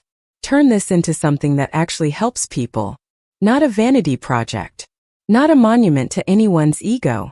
Just a real functional community center with resources for people who need them. 6 months later, the Riverside Community Resource Center opened its doors. It had a computer lab for job seekers, meeting rooms available for free to local nonprofits, a small commercial kitchen for culinary training programs, office space for social workers and counselors. Everything the Monroe Legacy Foundation had promised to create but never did. I didn't put my name on the building. I didn't hold a grand opening ceremony. I just quietly funded it through one of my holding companies and let it exist without fanfare. But word got around anyway. Riverside is a small town and people talk. Within a month, everyone knew that Alexis Monroe, the daughter who'd been forgotten, had built the thing her sister had only pretended to care about. I didn't attend the opening day. I watched it from my office in the city, streaming a local news segment on my laptop. There were people lined up outside waiting to get in. Families, teenagers, elderly folks who just wanted a warm place to sit and read the paper. Real people with real needs finally getting real help. My phone rang. It was James. "You watching this?" he asked. "Yeah," I said. "Proud of you," he said. "Thanks," I replied. "You going to go see it in person?" he asked. "Maybe someday," I said. "But not yet." "I understand," he said. "For what it's worth, I think this is the right ending." "It's not an ending," I said. "It's just a beginning. A different one." He laughed. "Fair enough." We hung up. I closed my laptop and looked out the window at the city spread out below me. Somewhere out there, Victoria was probably watching the same news segment.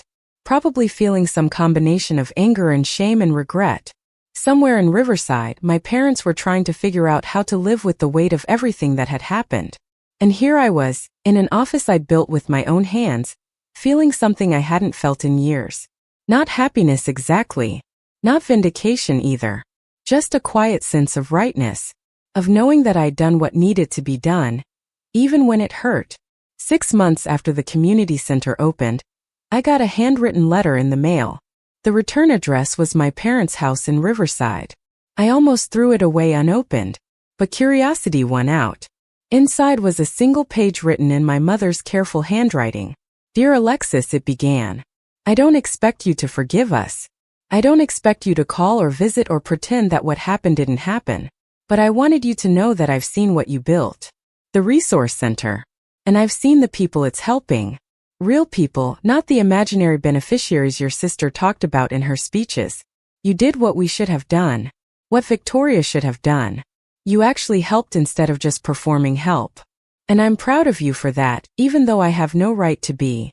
Your father and I are learning to live smaller lives. Quieter ones. We're learning that reputation isn't the same as character. That image isn't the same as substance.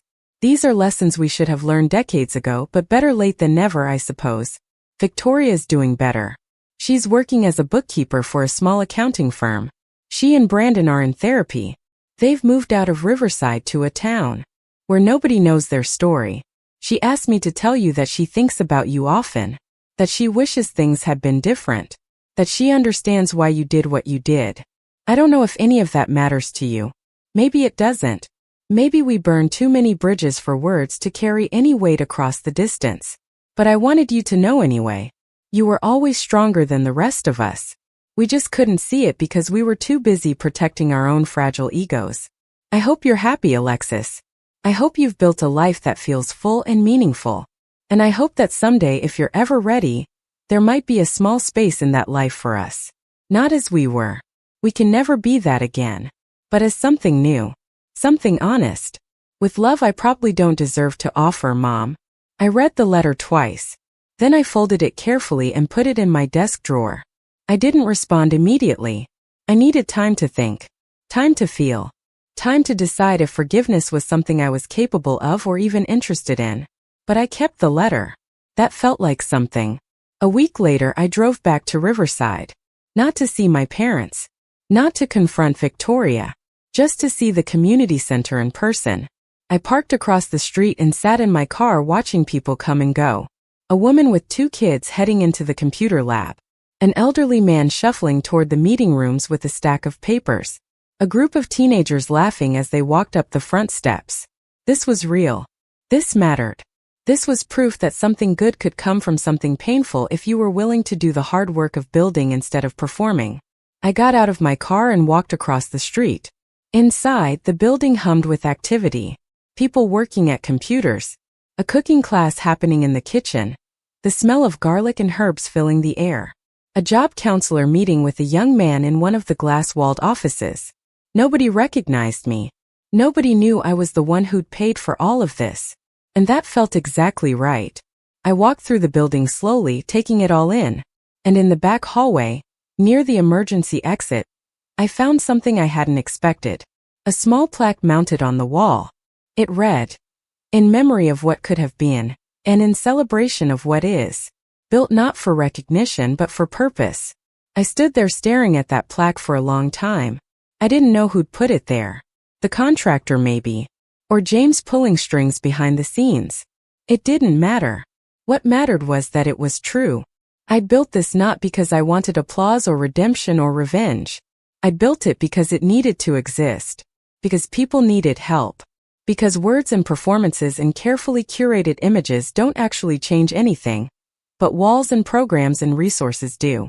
I walked back outside into the cool spring air. The sun was setting, painting the sky in shades of orange and pink.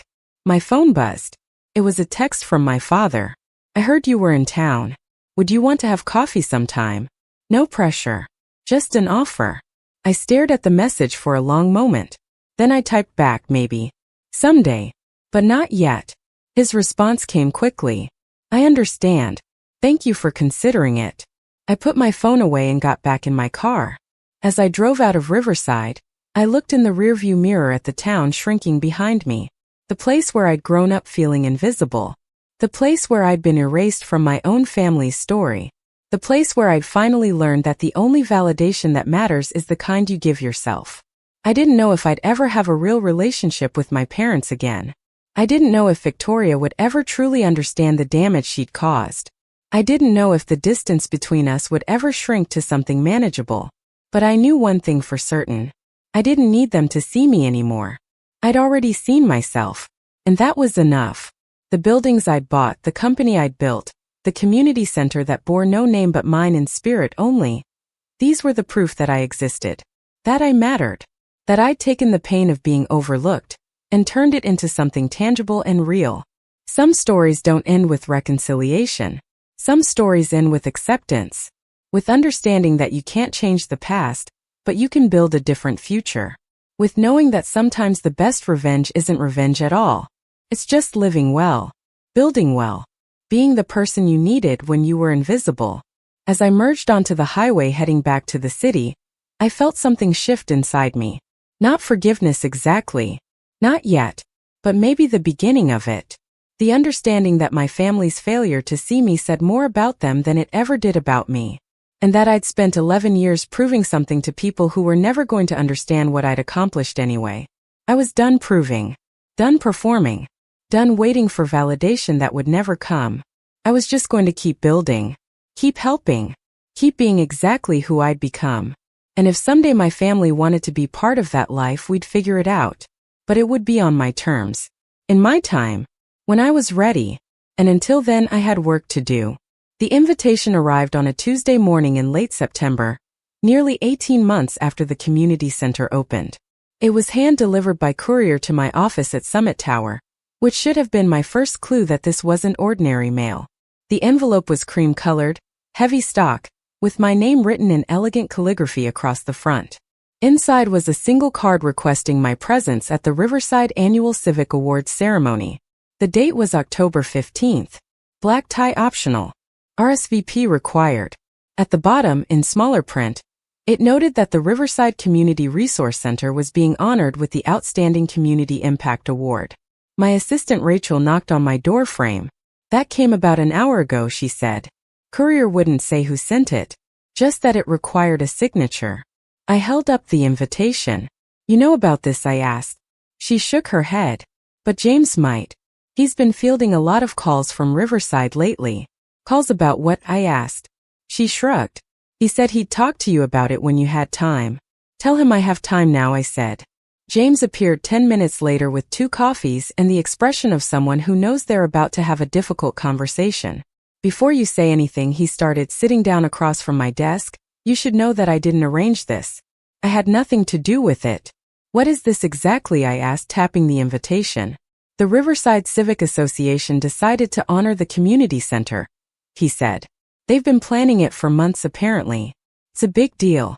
They only give out 3 awards each year.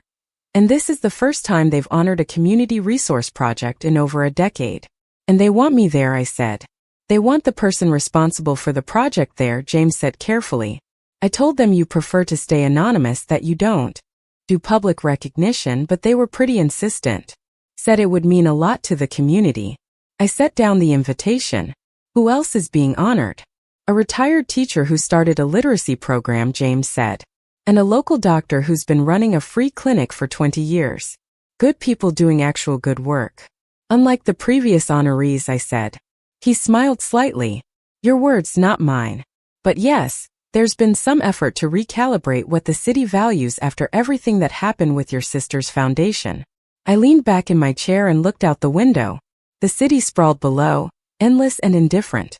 I could ignore this invitation. I could send a polite decline and continue living my life exactly as I had been. Nobody would fault me for it. Nobody except maybe the part of myself that wondered if hiding forever was really any different than being invisible. What do you think I should do? I asked James. I think, he said slowly, that you've spent 18 months building something real and letting other people take credit for using it.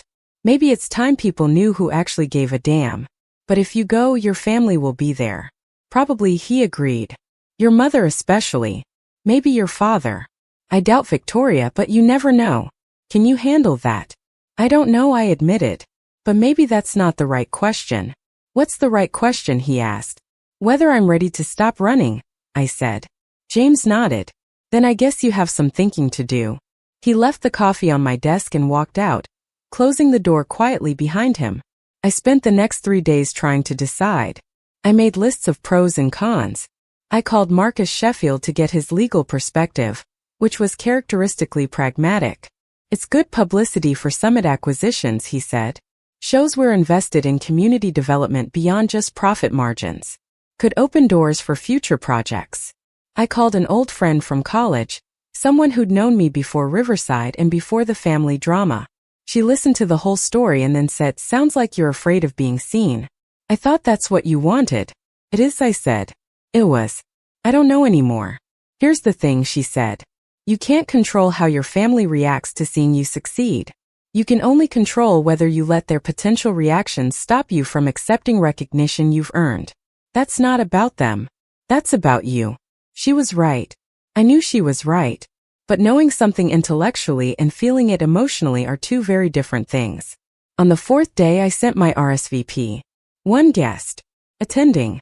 The moment I hit send, my stomach dropped. But I didn't unsend it. That felt like progress. The next few weeks passed in a blur of normal life. Acquisitions and meetings and contract negotiations. I flew to Philadelphia for a property inspection. I spent 3 days in Providence dealing with a zoning dispute. I did everything I could to not think about October 15th, but it was always there in the back of my mind, counting down like a timer on a bomb I'd set myself. The night before the ceremony, I drove to Riverside and checked into a hotel downtown. Not the Sunset Motel this time. A proper hotel with a lobby that didn't smell like industrial cleaner, and rooms that came with robes and little bottles of fancy shampoo. I ordered room service, picked at a salad I didn't really want, and tried to watch television without absorbing any of it. My phone rang at 8:30. It was my mother. I stared at her name on the screen for 5 rings before answering. Hello, I said. Alexis, she said, and I could hear the surprise in her voice. I didn't think you'd pick up. I almost didn't, I admitted. There was a pause. I heard you're coming tomorrow, she said. Word travels fast, I replied. Riverside is still a small town, she said. Are you nervous? Terrified, I said honestly. Me too, she admitted. Why are you nervous, I asked. Because I don't know what to say to you, she said. I don't know if I should approach you or stay away. I don't know if seeing me will make things better or worse. And I'm afraid of getting it wrong again. You can say hello, I said quietly. That would be okay. Okay, she said, and I could hear relief in her voice. Just hello. Nothing more unless you want more. We were both quiet for a moment. Then she said, I'm proud of you. For what you built. For showing up tomorrow even though it's hard. I know I've said that before, but I wanted you to know I mean it. Thank you, I said. It was all I could manage. I'll see you tomorrow, she said. See you tomorrow, I replied and hung up. I sat on the edge of the hotel bed holding my phone and realized my hands were shaking. This was real. This was happening. There was no backing out now. I got ready for bed, turned off the lights, and lay there in the dark listening to the sounds of Riverside at night. Car engines. Distant voices. The hum of the air conditioning. Sounds that were familiar and strange at the same time. Eventually I fell asleep. The morning of the ceremony, I woke up early and went for a run along the waterfront. The air was cool and crisp, autumn settling into the landscape with red and gold leaves scattered across the path. I ran until my legs burned and my lungs ached, trying to exhaust the anxiety out of my system. It didn't work, but at least I felt physically tired instead of just mentally wound up. I showered, dried my hair, and laid out the dress I'd brought. It was midnight blue, elegant but not flashy, with a neckline that showed the small scar on my collarbone from a car accident years ago. I'd stopped hiding that scar a long time ago. It was part of my story and I wasn't ashamed of it. I did my makeup carefully, put on the dress, and looked at myself in the full-length mirror. The woman looking back at me was someone I recognized. Strong. Capable. A little bit scared but showing up anyway. That felt like enough. The ceremony started at 7 p.m. I arrived at 6:45, early enough to avoid the initial crowd but not so early that I'd be standing around awkwardly. The venue was the Riverside Performing Arts Center, a beautiful old theater that had been restored a decade ago. Red carpet outside. Photographers clustered near the entrance. Local news cameras set up to capture arrivals. I stepped out of my car, handed the keys to the valet, and walked toward the entrance. Cameras flashed. Someone called out, "Miss Monroe, can we get a statement?" I smiled politely and kept walking. Inside, the lobby was filled with people in evening wear, champagne glasses in hand, conversations humming. I recognized some faces from my childhood. Others were strangers. A few people noticed me and did double takes, clearly recognizing my name or face from news coverage over the past year. I accepted a glass of champagne from a passing waiter and found a quiet corner to observe. The theater itself was stunning. Balconies wrapped around in horseshoe curves. Chandeliers dripped crystal light. The stage was set with a podium and 3 chairs for the honorees. I found my seat, third row center, and sat down. The seat next to me was empty, reserved for a guest I hadn't brought. Around me, people settled into their chairs. The lights dimmed. A woman in a burgundy gown stepped up to the podium. "Good evening," she said, her voice amplified through the theater. "Welcome to the 52nd Annual Riverside Civic Awards ceremony." She went through the usual opening remarks, thanking sponsors, acknowledging council members in attendance. Then she introduced the first honoree, Mrs. Eleanor Radcliffe, the retired teacher who'd started the literacy program. Mrs. Radcliffe walked slowly to the stage with the help of a cane, her white hair perfectly styled, her smile genuine. She gave a short speech about the importance of reading and education, about seeing potential in every child regardless of their circumstances. The audience gave her a standing ovation. She deserved it. Next was Dr. Christopher Osei, who'd been running the free clinic. He was younger than I expected, maybe mid-40s, with kind eyes and an easy manner. His speech focused on healthcare as a human right and the privilege of serving his community. Another standing ovation. Both of these people had dedicated decades to helping others without fanfare or recognition. They made me feel small in the best possible way. Then the woman in burgundy returned to the podium. "Our final honoree tonight," she said, "represents something unique. The Riverside Community Resource Center opened its doors 18 months ago and has already served over 3,000 individuals and families. It provides job training, computer access, meeting space for nonprofits, and counseling services, all completely free of charge. What makes this project special," she continued, "is that it exists not because of government funding or large foundation grants, but because one person saw a need and chose to meet it. That person has remained anonymous, preferring to let the work speak for itself. But tonight we'd like to honor her publicly if she'll allow it. Please join me in welcoming Alexis Monroe." The applause started. I stood on shaking legs and walked toward the stage. The lights were bright enough that I couldn't see individual faces in the audience, just shapes and shadows. I climbed the steps carefully, accepted the crystal award from the woman in burgundy, and stepped up to the podium. For a moment I couldn't speak. I just stood there holding the award and looking out at a theater full of people who were actually seeing me. Then I found my voice. "Thank you," I said. "This is unexpected. I've spent most of my life trying to be invisible, so standing here is uncomfortable in ways I'm still processing. But I'm grateful. The community center exists because I grew up in Riverside and I left. I left because I didn't feel like I belonged, because I felt overlooked and undervalued. And for a long time I was angry about that. But anger doesn't build anything useful. So instead, I decided to build something that would help people who feel the way I felt. People who need resources and support and a place to exist without judgment. I didn't do this for recognition, I continued. I did it because it needed to exist. But I'm learning that accepting recognition doesn't diminish the work. It just acknowledges that the work matters. So thank you for this award. Thank you for seeing what the center has become. And thank you to everyone who uses it, who volunteers there, who believes in what it represents. You're the ones making it work. I'm just the person who paid for the building. The applause was louder this time. I walked off the stage, award in hand, and returned to my seat. My heart was pounding. My hands were sweating. But I'd done it. I'd stood up there and let people see me. The ceremony continued with closing remarks and a reception announcement. When the lights came up, people began filtering toward the lobby where tables of hors d'oeuvres and more champagne waited. I stayed in my seat for a moment, catching my breath. That's when I saw her. Victoria. She was standing at the end of my row, partially hidden behind a column, wearing a simple gray dress that looked nothing like the extravagant gown she used to favor. She looked thinner, tired, older than her years. Our eyes met. Neither of us moved. Then slowly she walked toward me. I stood up, unsure what to expect.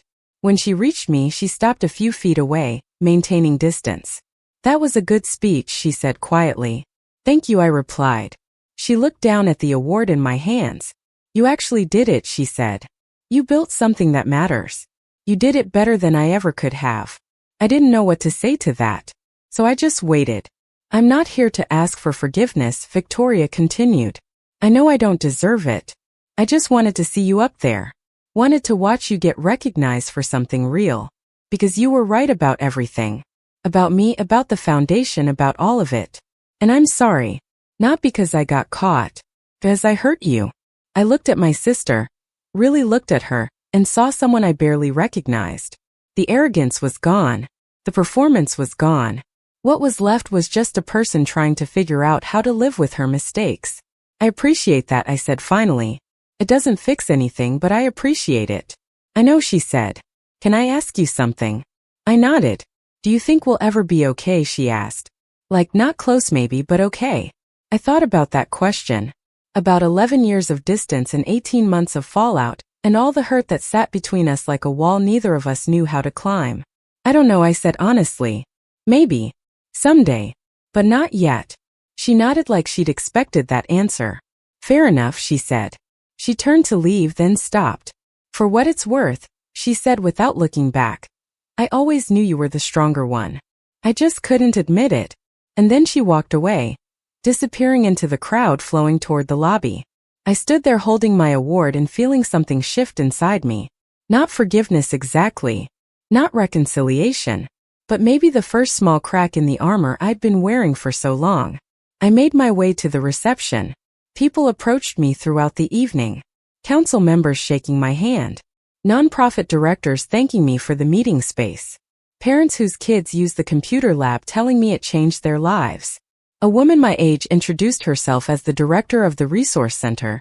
Someone I'd hired through an intermediary and never met in person. You have no idea what you created, she said, her eyes bright with emotion. That building has become a lifeline for people. Thank you for trusting us to run it. That's what good leadership looks like, I said. Hiring competent people and getting out of their way. She laughed. Well, thank you for the vote of confidence. And for funding the expansion. Wait, what expansion? I asked. She looked confused. The proposal we submitted last month. James Costa approved it. New computers for the lab and 2 additional counselor positions. Oh, I said, making a mental note to have words with James about approving things without telling me. That expansion. Right. Of course. I'm glad it's moving forward. I found James a few minutes later near the dessert table.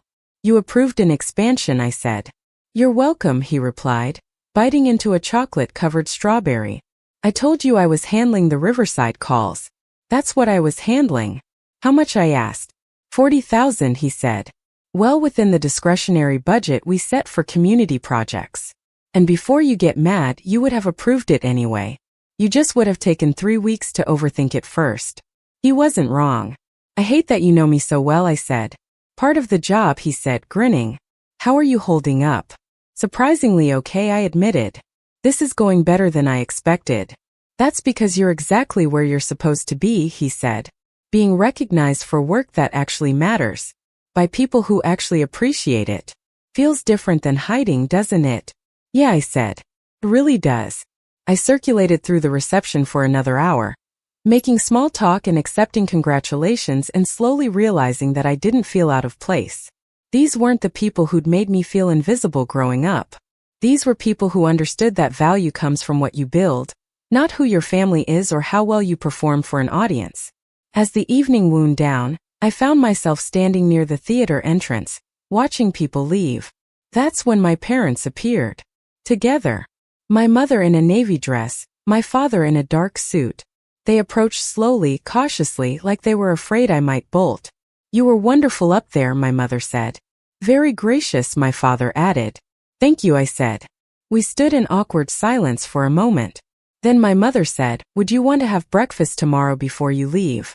Nothing heavy. Just coffee and maybe some conversation. We could meet at that place on Main Street you used to like. The one with the blueberry pancakes. I looked at both of them. At the hope and fear mixed in their expressions. At the way they stood close together like they needed each other's support to face me. Part of me wanted to say no.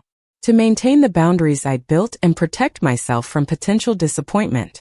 But another part, the part that had just spent an evening being seen and valued, wondered if maybe it was time to see if they could change too.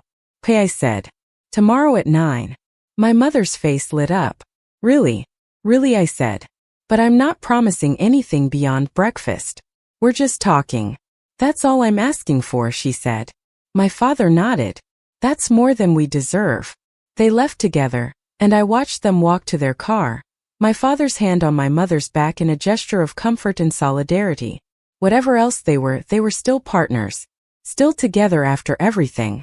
That counted for something. I drove back to my hotel, changed out of my dress, and sat on the bed with my award on the nightstand.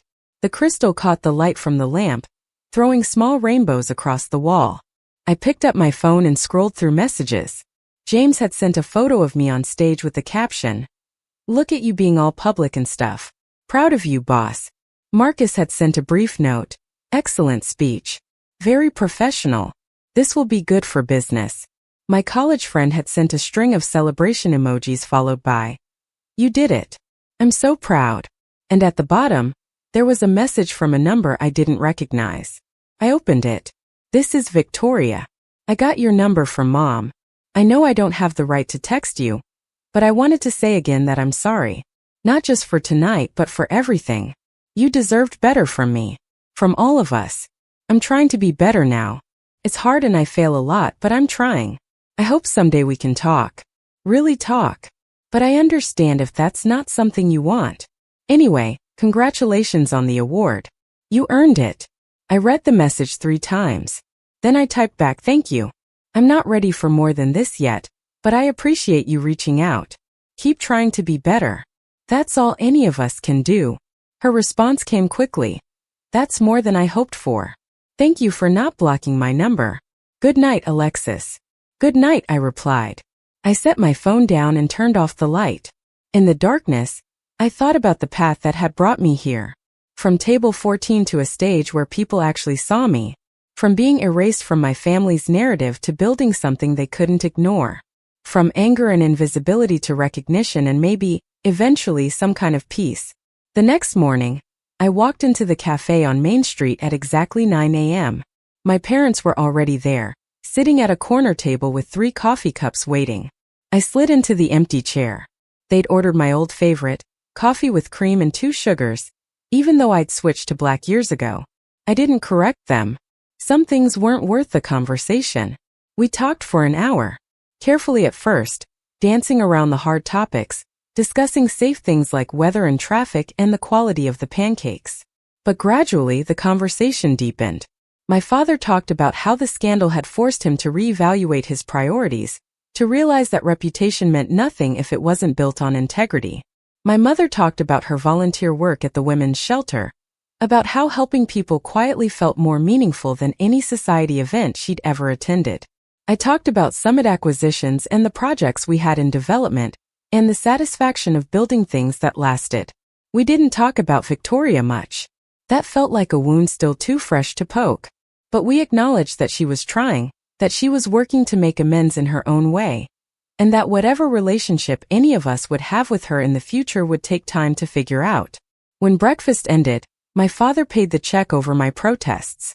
"Let me do this one thing," he said. "Please." I allowed it. We stood outside the cafe in the cool October morning. "So," my mother said, "what happens now?" "I don't know," I said.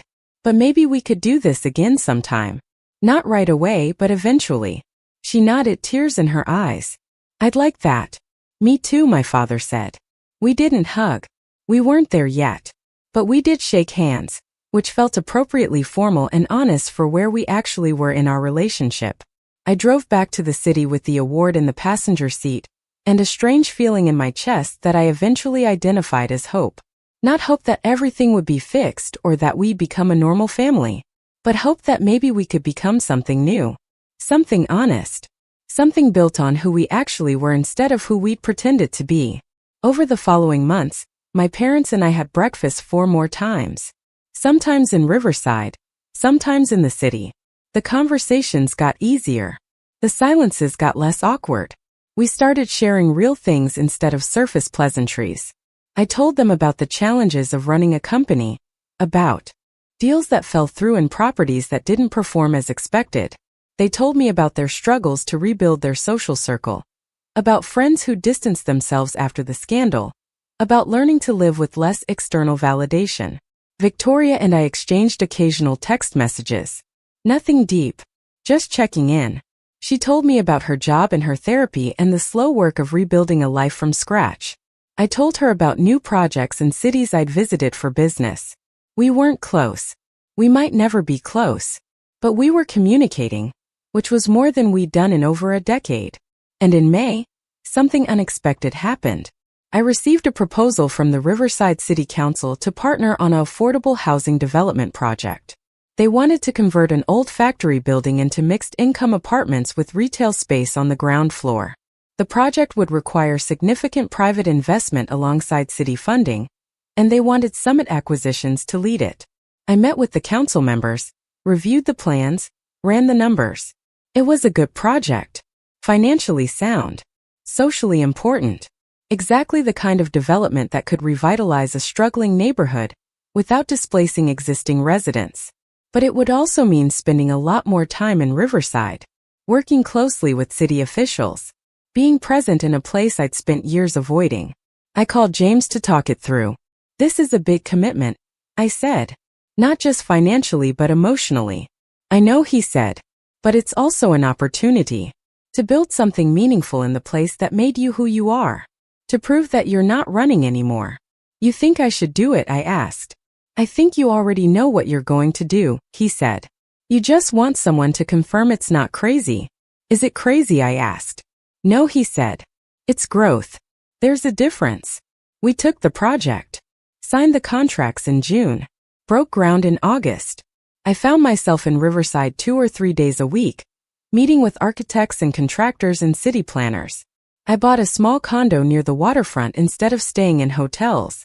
Not because I was moving back, but because I needed a base of operations. Something that felt more permanent than a hotel room. My parents started inviting me to dinner occasionally. Not big family gatherings, just quiet evenings at their house with home-cooked meals and conversations that felt increasingly natural. Victoria came to one of those dinners in October, a full year after the awards ceremony. It was awkward at first. We sat around the table making small talk and avoiding eye contact. But gradually, something shifted. We started telling stories from childhood, laughing about things we hadn't thought about in years, acknowledging the good memories alongside the painful ones. At the end of the evening, as we were all getting ready to leave, Victoria pulled me aside. "Thank you," she said. "For what?" I asked. "For giving us a chance," she said. "For not writing us off completely. You would have been justified if you had." I looked at my sister, at the person she was trying to become, and felt something soften inside me. "We're all just doing our best," I said. "Some of us just took longer to figure out what that meant." She smiled, and for a moment, I saw the girl I'd grown up with. Before the competition and the jealousy and the desperate need for validation. Just my sister. Flawed and trying and human. Maybe we could build something new from that. The affordable housing project was completed in March, 2 years after we broke ground. 75 apartments. 25% affordable housing. Ground floor retail spaces leased to local businesses. A community garden in the courtyard. It was beautiful. It was functional. It was exactly what Riverside needed. The ribbon-cutting ceremony was smaller than the Civic Awards had been. Local news coverage. A few city officials making speeches. Residents of the new building standing on their balconies watching the proceedings. I didn't give a speech this time. I just cut the ribbon alongside the mayor and let the building speak for itself. My parents were there. Victoria was there. James flew in from a meeting in Denver to attend. Marcus sent flowers with a card that said, "Another successful project. Keep building." After the ceremony, I walked through one of the model apartments with my mother. She ran her hand along the kitchen counter, looked out the windows at the view of downtown Riverside. "This is really special," she said. "You should be proud." "I am," I said. "Not just of the building, but of what it represents." "What does it represent?" she asked. "Coming home," I said. "Not in the way I left, but as someone who can contribute. Someone who belongs because I built something, not because I was born here." She turned to look at me. "You always belonged," she said quietly. "We just didn't know how to see it. Or maybe we were too afraid to see it because it highlighted our own limitations." I think I said slowly, we were all doing the best we could with what we knew at the time. It wasn't enough, but it was what we had. She nodded. "And now we're doing better," I said. "Not perfect, but better. And that's enough." We stood in that empty apartment looking out at Riverside stretching to the horizon, and I realized something I'd been too stubborn to admit for years. I'd never really left. Not completely. You can run from a place, you can build a life somewhere else, you can change your name on buildings from here to the moon. But the places that shape you never fully let go. Riverside had made me who I was. The hurt and the invisibility and the desperate need to prove myself had driven me to build something extraordinary. I'd spent years hating this town for what it represented, but maybe it was time to acknowledge that without Riverside, without the pain of being overlooked, I never would have become someone who refused to be ignored. That evening, I stood on the balcony of my condo watching the sun set over the water. My phone buzzed with a message from James. "The investors from Singapore want to talk about the project we pitched last month. Could be big. Also, there's a property in Portland that just hit the market. Might be worth a look." I smiled and typed back, "Schedule the Singapore call for next week. And send me the Portland details. I'll review this weekend." His response came immediately, "On it. By the way, saw the news coverage of the ribbon cutting. Building looks amazing. You done saving Riverside yet? Or should I expect more projects?" "Still deciding," I replied. "Maybe one more. We'll see." One more became 3 more. A small business incubator. A renovated park in a neglected neighborhood. Partnership with the school district to upgrade their technology infrastructure. Over the next 2 years, Summit Acquisitions became one of the largest private investors in Riverside's revitalization. Not because I was trying to prove anything anymore, but because the work mattered. Because I'd learned that sometimes the best revenge isn't revenge at all. It's building something so undeniably good that people have no choice but to see it. And somewhere along the way, something unexpected happened. I stopped thinking of Riverside as the place that had hurt me and started thinking of it as the place I was helping rebuild, including the parts of myself that had been broken here. My relationship with my family would never be what it could have been if we'd gotten it right the first time. Too much distance. Too many years of silence. Too many wounds that had scarred over but never fully healed. But we had something now. Something honest and imperfect and real. We had Sunday dinners where we talked about our lives without performing for each other. We had holidays where the goal was connection, not image. We had the slow, careful work of learning who we actually were instead of who we'd pretended to be. Victoria and I would never be close the way sisters are supposed to be close. But we could be in the same room without it hurting. We could acknowledge the past without being consumed by it. We could wish each other well and mean it. That felt like enough. 3 years after the Civic Awards ceremony, I stood in my office at Summit Tower looking at a map of the Northeast with pins marking every property we owned. There were hundreds of them now. Apartments and office buildings and mixed-use developments, each one representing thousands of hours of work, millions of dollars of investment, and the belief that buildings aren't just structures. They're possibilities. They're chances for people to build better lives. My assistant knocked on the door frame. "There's someone here to see you," she said. "They don't have an appointment, but they said it's important." "Who is it?" I asked. She glanced back toward the reception area. She said her name is Monroe. Victoria Monroe. I felt my stomach tighten. "Send her in," I said. Victoria walked into my office looking nervous. She was dressed professionally, carrying a leather portfolio, her hair pulled back in a neat bun. We'd seen each other at family dinners, but she'd never come to my office before. This felt different. Significant. "Hi," she said. "Hi," I replied, gesturing to the chair across from my desk. "Sit." She sat, clutching the portfolio in her lap. "I'm sorry to just show up," she said. "I know you're busy, but I have something I wanted to show you, and I thought it would be better to do it in person." "Okay," I said. "What is it?" She opened the portfolio and pulled out a folder. "For the past 2 years," she said, "I've been working on something. Project. And I wanted to get your opinion before I go any further." She slid the folder across the desk. I opened it and found a detailed business plan. The header read, "Second Chance Consulting, Financial Planning and Grant Writing Services for Nonprofits." I flipped through the pages. It was thorough, professional.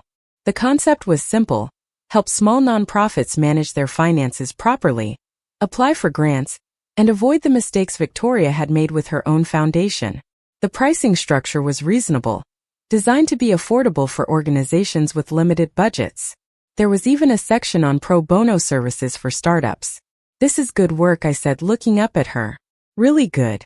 Thank you," she said quietly. "I've been taking classes. Accounting, nonprofit management, grant writing. I want to help organizations do it right, the way I should have done it." I studied my sister's face. She looked different than she had 3 years ago. More grounded. Less desperate for approval. Someone who'd done the hard work of figuring out who she was beneath the performance. "Why are you showing this to me?" I asked. "Because I want to do it right this time," she said. "And that means being honest about my past. About the mistakes I made. I'm not trying to hide from what happened. I'm trying to learn from it. And I thought maybe if you believe this was legitimate, other people might too." "You want my endorsement," I said. "Not publicly," she said quickly. "I'm not asking you to put your reputation on the line for me. I just want your opinion. If you think this is a bad idea, if you think I'm not ready, I'll wait. I'll keep working until I am ready. But if you think it could work, that would mean something to me." I looked back down at the business plan, at the careful research and thoughtful planning, at the evidence of someone who'd taken her failures and turned them into hard-won wisdom. "You should do this," I said finally. "Not because I'm endorsing it, but because it's good work. Because people need this. And because you've earned the right to try again." Her eyes filled with tears. "Really? Really?" I said. "But Victoria, if you do this, you have to be completely transparent. Your past is part of your story now. You can't run from it. You have to own it." "I know," she said. "The business plan addresses that. There's a whole section on ethics and accountability. I want to be the person who made mistakes and learned from them, not the person who pretends they never happened." "That's exactly right," I said. She wiped her eyes and smiled. "Thank you, Alexis. This means more than you know." We talked for another 20 minutes about logistics and strategy. I connected her with Marcus Sheffield to review the legal structure. I gave her the names of a few nonprofit directors who might be interested in her services. When she left, she hugged me. It was brief and awkward, but it was real. And it was the first time we'd embraced in over a decade.